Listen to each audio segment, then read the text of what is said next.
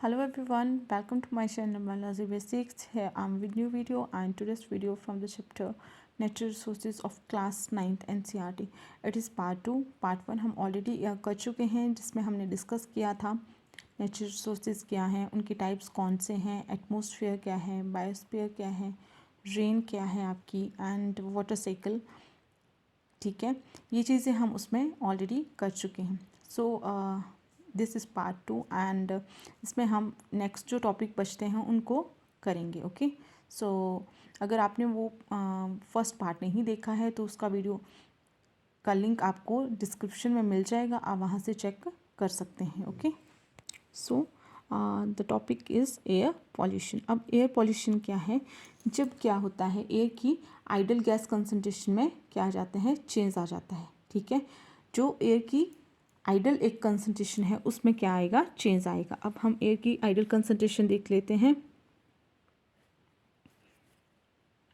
Oxygen जो है वो है 21%, नाइट्रोजन है आपकी 78%। ओके, आपका जो कार्बन डाइऑक्साइड है वो है 0.03% एंड आपकी जो आर्गन है that is 0.90%. Okay, and other trace gases also present, so that all makes your ideal concentration of air. But जब क्या होता है इन में क्या आता है, चेंज आता है, change in ideal concentration of air में चेंज आएगा तो क्या होगा, एयर पॉल्यूशन होता है। फॉर एग्जांपल जैसे ऑक्सीजन की कंसंट्रेशन हम 10% कर देते हैं एंड CO2 की 5% कर देते हैं तो क्या है, इनमें चेंज आ रहा है और ये क्या फिर रिस्पॉन्सिबल होती हैं एयर पॉल्यूशन के लिए। और इनमें चेंज क्यों आता है, ड्यू टू पॉल्यूटेंट। किसकी वजह से चेंज आता है, जो पॉल्यूटेंट है उसकी वजह से क्या होगा, चेंज आएगा। ठीक है, अब पॉल्यूटेंट क्या है, जो एक अनवांटेड सब्सटेंस है। ओके, पॉल्यूटेंट क्या है, एक अनवांटेड सब्सटेंस है जो रिस्पॉन्सिबल होता है आपके एयर पॉल्यूशन के लिए। ठीक है, अब हम देखते हैं इसकी definition. When the air is contaminated with unwanted substances which have a harmful effect on both the living and non-living things. क्या होता है, जब एयर जो है कॉन्टामिनेट हो जाती है अनवांटेड सब्सटेंसेस कौन से हैं आपके, जो पॉल्यूटेंट हैं, और क्या करते हैं, उनका हार्मफुल इफेक्ट देखने को मिलता है किस पे, लिविंग और नॉन लिविंग थिंग्स पे। ओके, सो नेक्स्ट इसकी टाइप जो है नेचुरल और एक है ह्यूमन मेड। ठीक है, नेचुरल भी जो नेचर है वो भी एयर पॉल्यूशन करता है और ह्यूमन तो करता ही है। ठीक है, अब नेचुरल कैसे होता है वो देख लेते हैं। जो नेचुरल होता है उस पर कोई भी कंट्रोल नहीं होता ह्यूमन का, जैसे आपकी फॉरेस्ट फायर है। अब जो बहुत ज़्यादा डेंस फॉरेस्ट हैं वहाँ पे क्या होता है, जब टेम्परेचर राइज़ करता है, मैक्सिमम टेम्परेचर हो जाता है, तो जो वहाँ के फॉरेस्ट होते हैं, जहाँ का फ्यूल होता है फॉरेस्ट का, वो ऑटोमेटिकली क्या कर लेता है, फायर कैच कर लेता है और जो उससे स्मोक निकलता है फिर वो क्या कॉज करता है, एयर पॉल्यूशन। ठीक है, नेक्स्ट आपका डस्ट स्टॉर्म है। जब तूफ़ान और आंधियाँ आती हैं तो क्या होता है, आपकी एयर के साथ क्या होता है, जो डस्ट पार्टिकल हैं वो उसमें सस्पेंड हो जाते हैं और क्या कॉज करते हैं, आपका एयर पॉल्यूशन कॉज करते हैं। Pollen grains also cause air pollution and also cause allergic reaction. Okay, ये मेनली आपके समर टाइम में होता है, during pollination time. Okay, and volcano, आपके अर्थक्वेक, ये भी क्या कॉज करते हैं, आपका नेचुरल पॉल्यूशन कॉज करते हैं। नेक्स्ट आपका ह्यूमन मेड कौन सा है, जो ह्यूमन के द्वारा किया जाता है। इसमें है एग्जांपल आपके व्हीकल्स, जो ऑटोमोबाइल्स और जो आपकी गाड़ियां हैं वो क्या कॉज करती हैं, आपके एयर पॉल्यूशन करती हैं। कॉज कैसे, जो उनसे जो धुआं निकलता है वो कॉज करता है आपका एयर पॉल्यूशन। स्टोन क्रशिंग है, माइनिंग प्रोसेसिंग है, बर्निंग ऑफ फ्यूल्स, आप कोल जलाते हो तो उससे जो स्मोक निकलता है वो भी क्या कॉज करता है, आपका एयर पॉल्यूशन, जो उसकी हार्मफुल गैसेज हैं।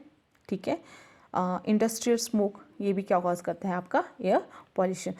सो these are the two types of air pollution, natural either human made. Okay, next अब हम डिस्कस करेंगे इसके इफ़ेक्ट्स क्या हैं। हार्ट डिजीज़ हो सकती हैं एयर पॉल्यूशन की वजह से, लंग कैंसर हो सकता है, रेस्पिरेटरी डिजीज़ हो सकती हैं और भी बहुत सारी डिजीज़ हो सकती हैं due to air pollution. Okay, अब इसका एक और इफेक्ट है, दैट इज एसिड रेन। अब एसिड रेन क्या है, when the pH of rain is falls below 5.6 then rain is called acid rain.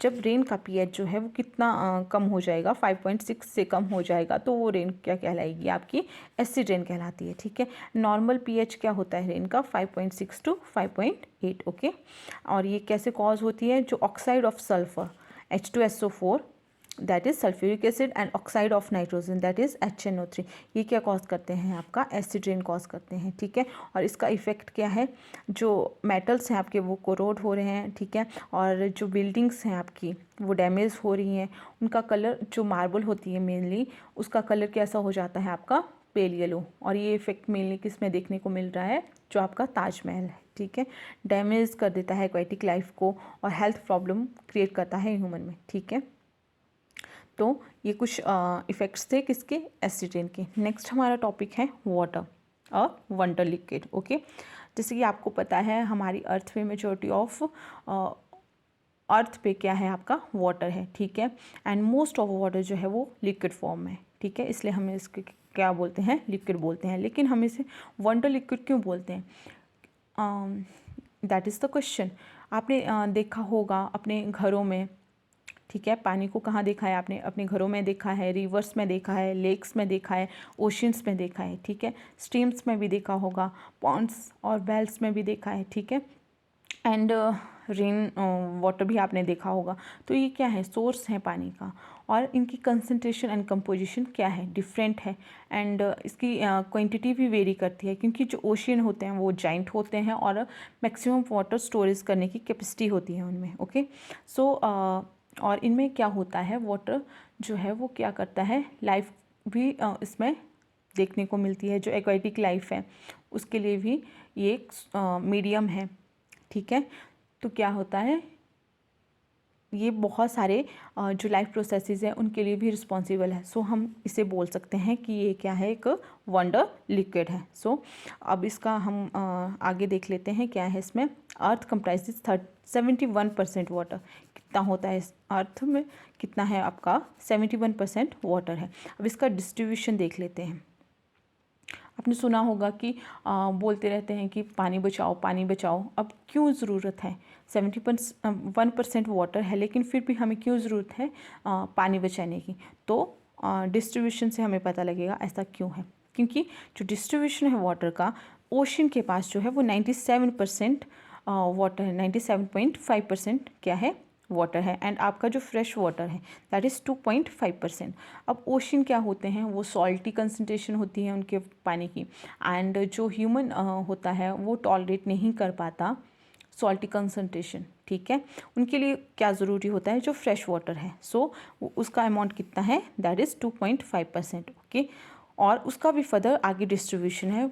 Then frozen water जो है वो 70% है, ग्राउंड वाटर जो है वो 30% है, एंड लेक्स एंड रिवर में जो वाटर है दैट इज़ 0.3%। ठीक है, तो इससे पता चलता है कि पानी जो है फ्रेश वाटर वो कितना कम है। ठीक है, 2.5% है होल अर्थ पे।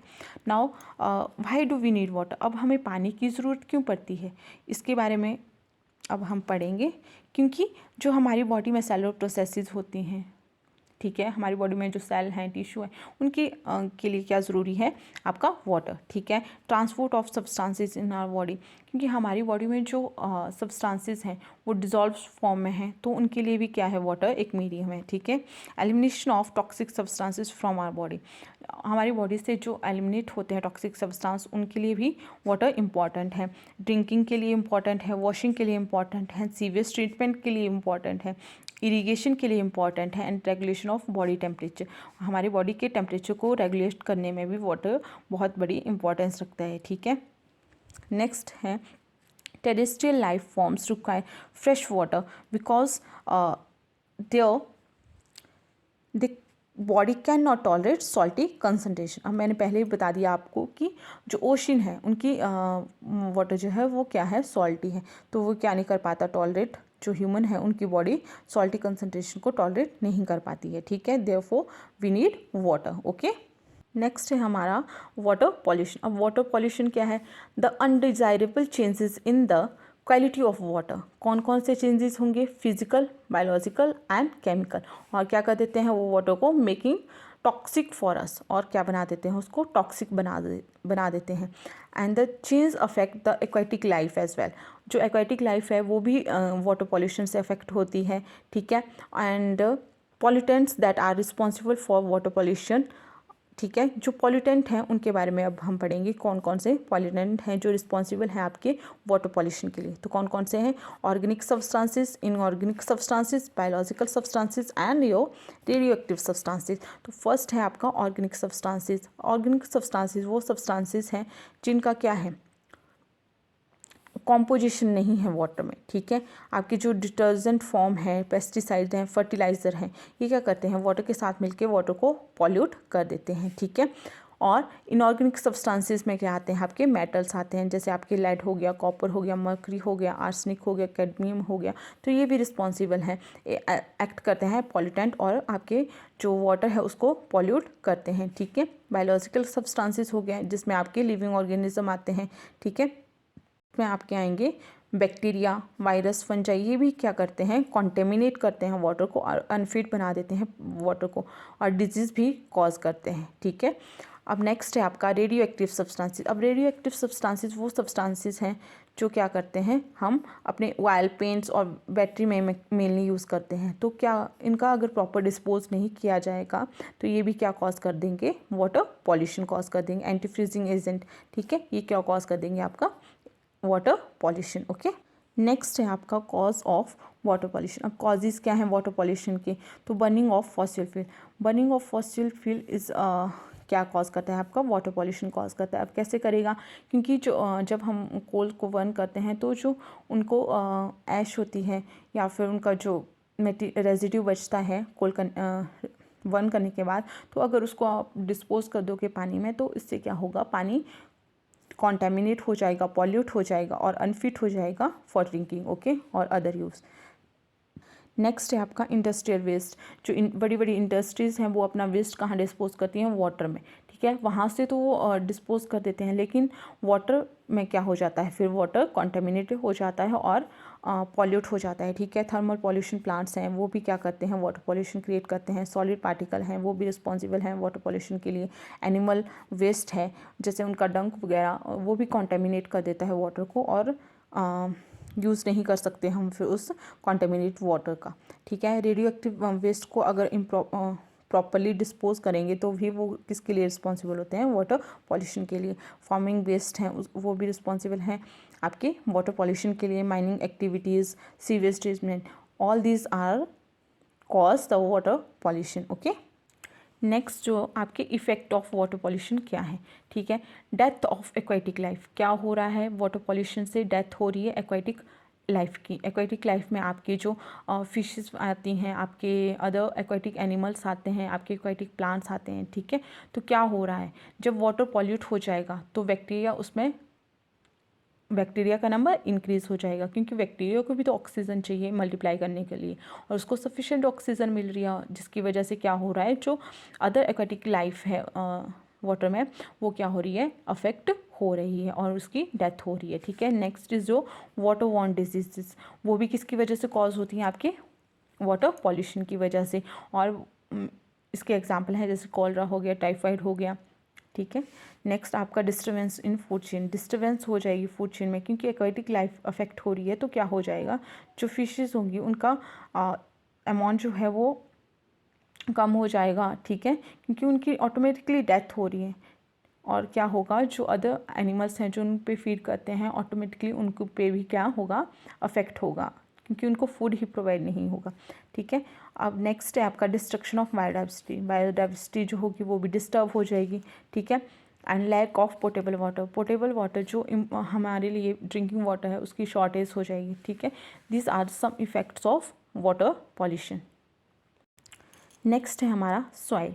अब सॉइल क्या है, this is also an abiotic component, okay, and natural resource. So soil is the upper layer of the earth in which plants grow. ये कौन सी लेयर होती है, अपर लेयर होती है और इस पर क्या करते हैं, प्लांट्स ग्रो करते हैं।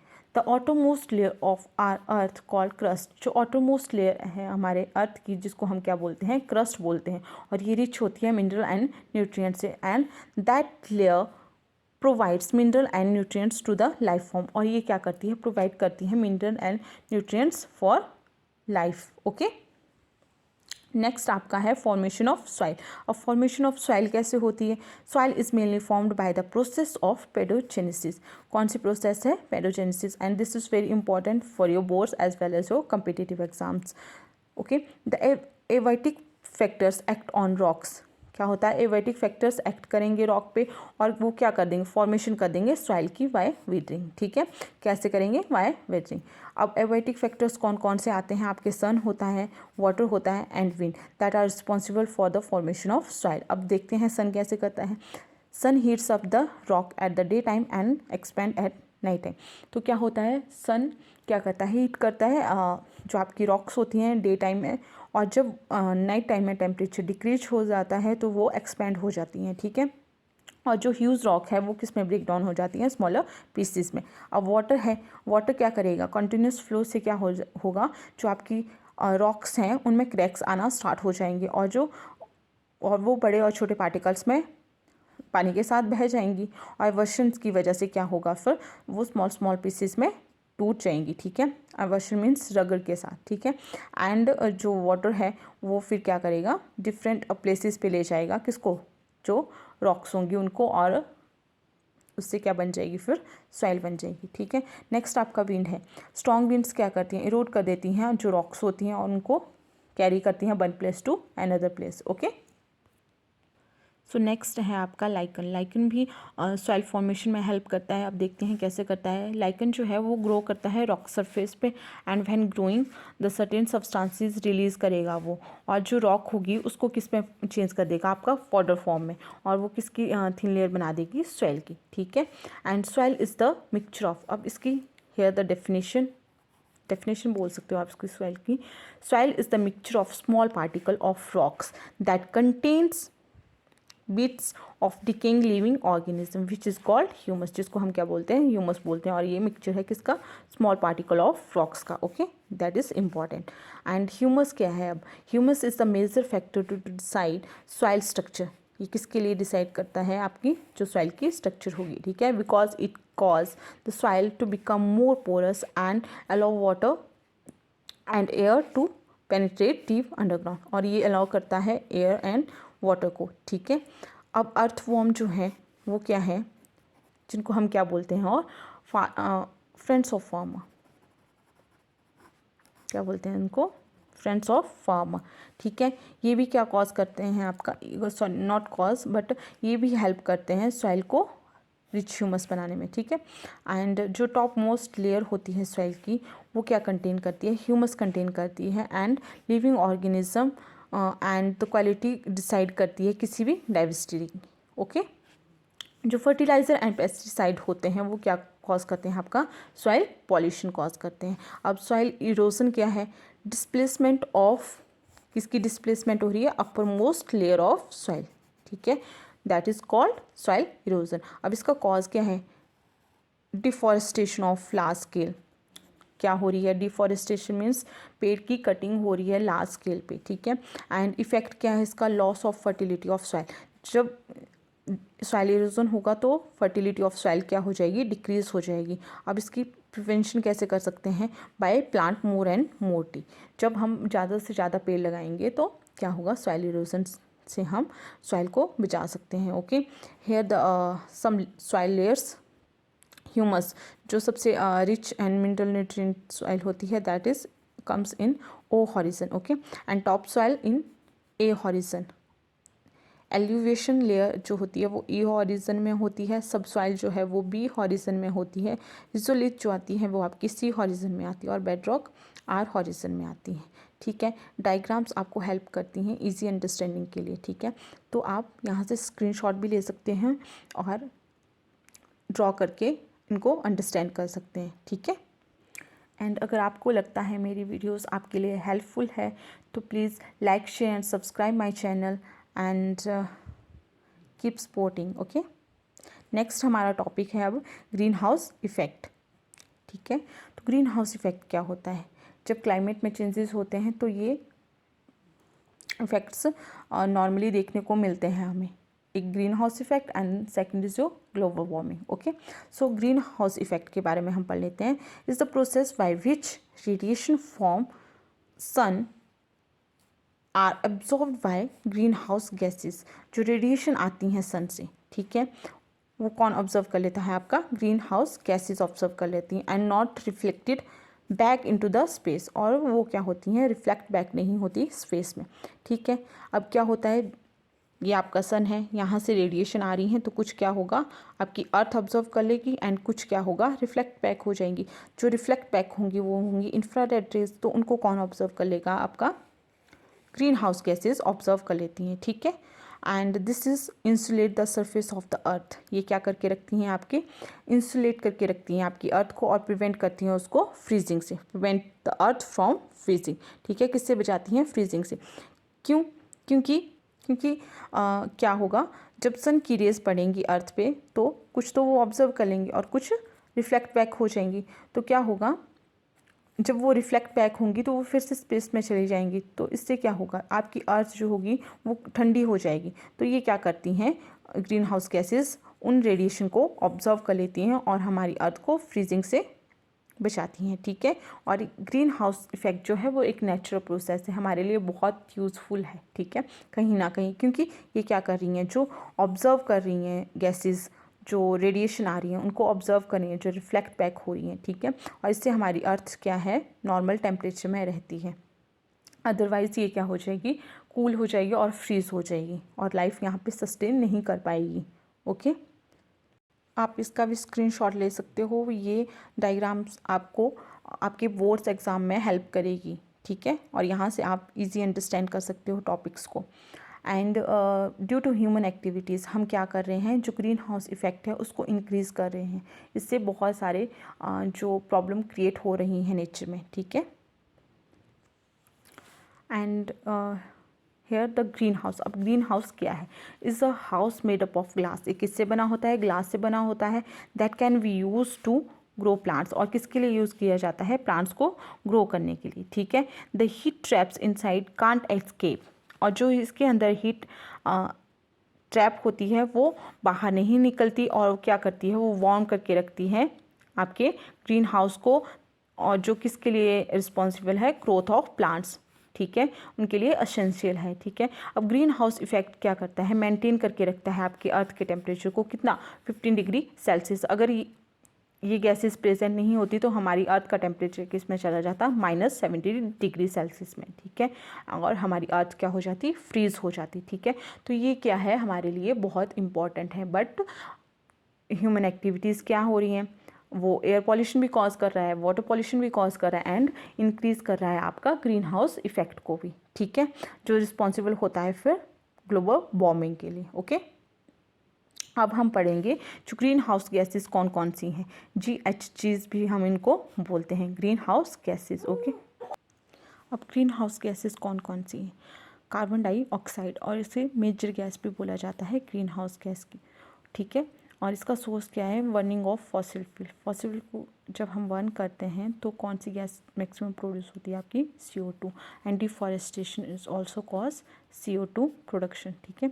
ये ऑल्सो रिस्पॉन्सिबल होते हैं CO2 प्रोडक्शन को, ठीक है। नेक्स्ट है आपकी क्लोरोफ्लोरोकार्बन, क्लोरोफ्लोरोकार्बन, ठीक है। और ये कहाँ से हमें, इसका सोर्स जो है वो है रेफ्रिजरेटर्स वगैरह, आपके solvent, industrial and commercial materials, ठीक है। नेक्स्ट है आपका methane. Methane is also second major gas.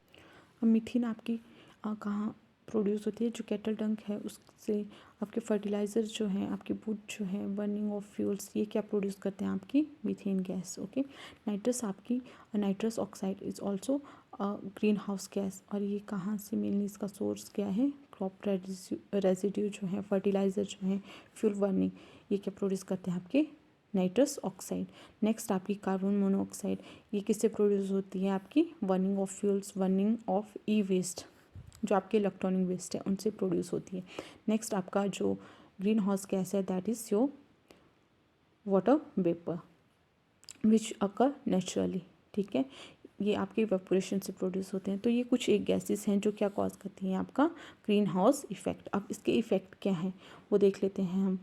That is first is जो global warming. Global warming is the main cause of increase of green gas CO2। ठीक है, CO2 की वजह से क्या हो रहा है, ग्लोबल वार्मिंग इंक्रीज हो रही है। रिस्पॉन्सिबल है ग्लोबल वार्मिंग के लिए CO2। ठीक है, next is depletion of ozone layer and this is global warming जो है वो एक वास्ट टॉपिक है। इसको अगर टाइम लगा तो मैं ज़रूर डिस्कस करूँगी। ठीक है, नेक्स्ट है आपका डिप्लीशन ऑफ ओजोन लेयर। अब डिप्लीशन ऑफ ओजोन लेयर ये हम आगे डिस्कस करेंगे।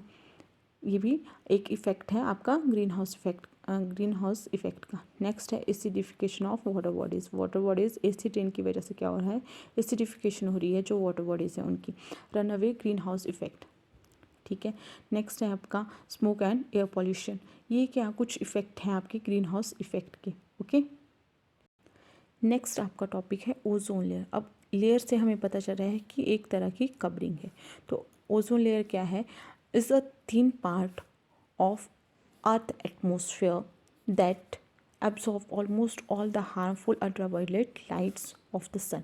ये क्या करती हैं, एक तरह की कवरिंग है जो अर्थ एटमोसफेयर में जो हार्मफुल रेडिएशन आती हैं सन की, जिनको हम क्या बोलते हैं अल्ट्रावायलेट रेज या अल्ट्रावायलेट लाइट, उनको ऑब्जर्व करती हैं। ठीक है, next ozone layer is found in stratosphere layer. ये कहाँ पाई जाती है, स्ट्रेटोस्फेयर लेयर में प्रेजेंट होती है। ठीक है, ऑफ द एटमोसफेयर। और कितनी दूर होती है आपकी अर्थ सरफेस से, 15 to 30 किलोमीटर आपकी अर्थ सरफेस से ये फार होती है, अबव होती है। और इसका फॉर्मूला क्या है, O3, जिसको हम क्या बोलते हैं, ओजोन बोलते हैं। और ये एक ट्राई एटॉमिक है।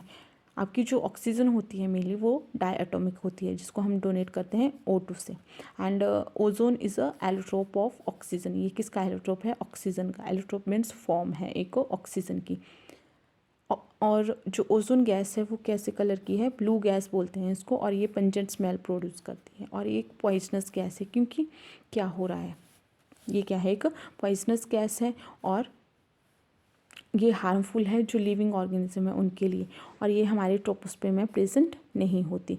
अब ओजोन जो है वो दो तरह की होती है, एक बैड ओजोन होती है, एक गुड ओजोन होती है। अब बैड ओजोन जो है इन ट्रोपोस्फेयर, ये ट्रोपोस्फेयर में पाई जाती है। और जो गुड ओजोन है वो आपके स्ट्रेटोस्फेयर में पाई जाती है। अगर ये ट्रोपोस्फेयर में आ जाए तो ये क्या करती है, पॉइजनस गैस बन जाती है और that is harmful for living organism. Okay, so in troposphere it is bad ozone and in stratosphere ये ऑब्जर्व करती है जो अल्ट्रावायलेट रेज होती हैं, तो इसलिए हम इसको क्या बोलते हैं, गुड ओजोन बोलते हैं। ओके, नेक्स्ट इसका सिग्निफिकेंस इज़ मोर इम्पॉर्टेंट। आपको बोर्ड्स में भी आ सकता है and this topic also comes in your competitive exam.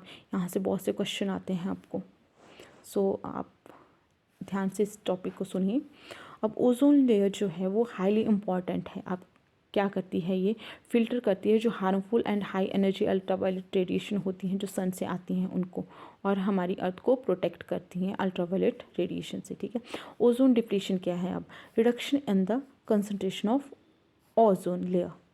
जब ओजोन लेयर की क्या हो रही है, डिप्लीशन हो रही है, रिडक्शन हो रही है, तो क्या कहलाता है, ओजोन डिप्लीशन कहलाता है। फॉर एग्जांपल यह क्या है, आपकी ओजोन लेयर है और ये ब्लू कलर का दिखा रहे हैं, that is depletion of ozone.